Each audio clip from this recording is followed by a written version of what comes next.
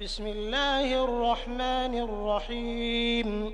القارعة ما القارعة وما أدراك ما القارعة يوم يكون الناس كالفراش المبثوث وتكون الجبال كالعهن المنفوش فأما من ثقلت موازينه فهو في عيشة راضية وأما من خفت موازينه فأمه هاوية وما أدراك ما هي نار حامية.